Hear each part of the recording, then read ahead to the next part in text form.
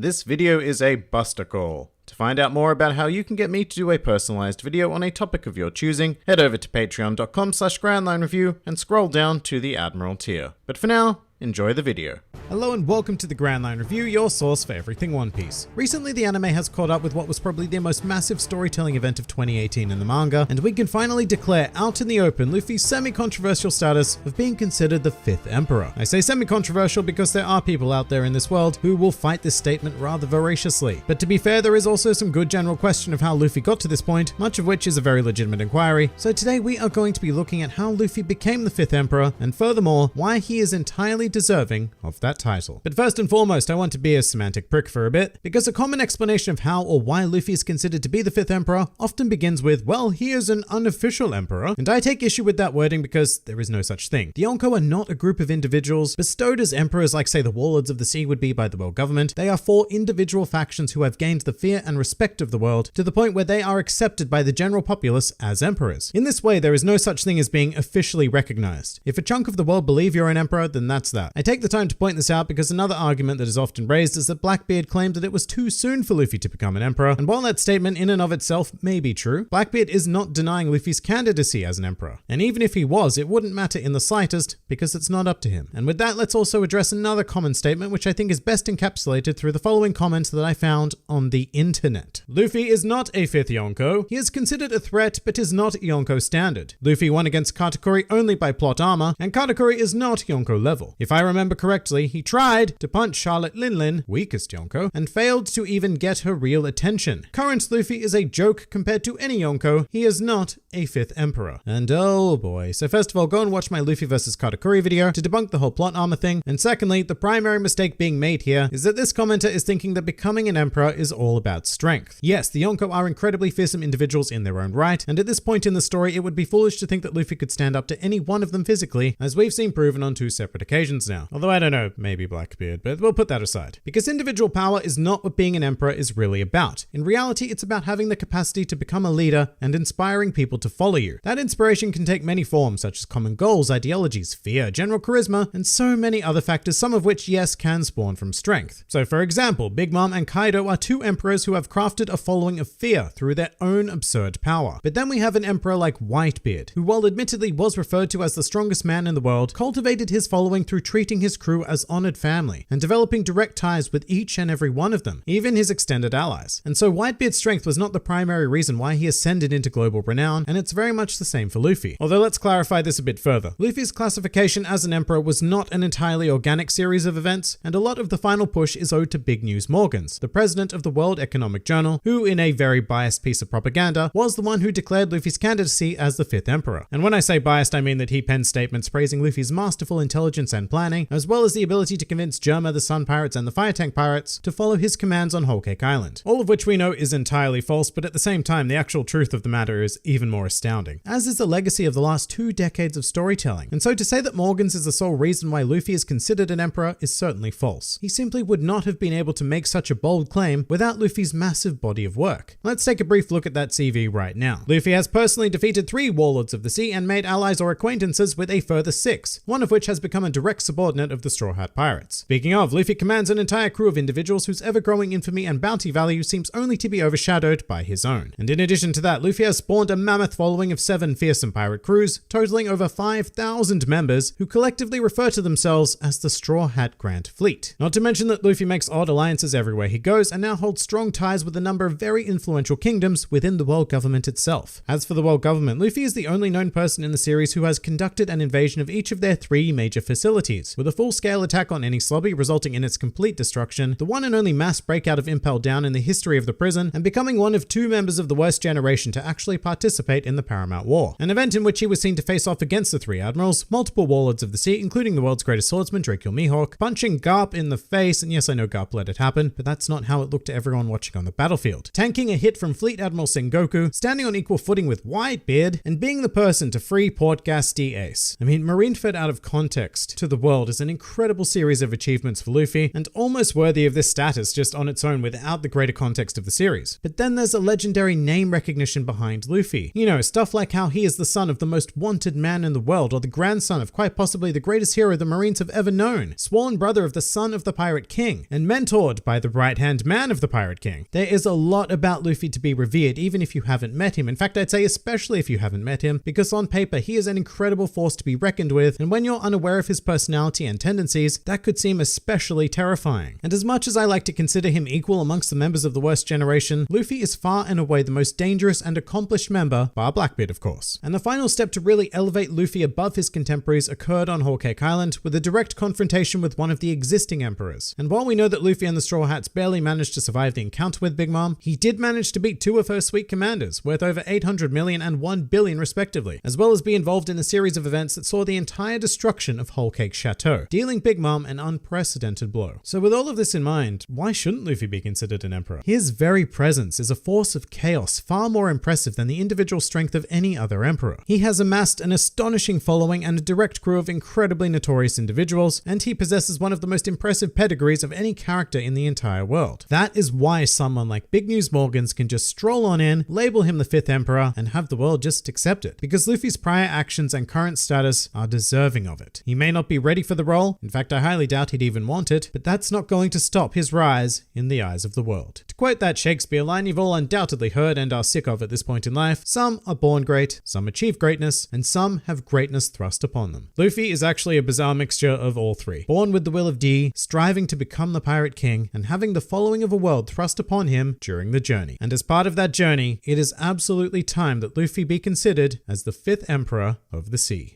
If you enjoyed this video and the content this channel produced in general, then please do consider donating to the Grand Line Review Patreon, because the support of all of you amazing people is what continues to make this channel possible. Also do check out my Teespring store if you're interested in shirts, hoodies, and other miscellaneous items, with the proceeds going directly to support the channel as well. And if you'd like to join the fun at any time, then please do head over to my Discord server, where a wide array of shenaniganry takes place on a daily basis. And finally, please do comment with your own thoughts on Luffy's status as the 5th Emperor. This has been the Grand Line Review, and I'll see you next time.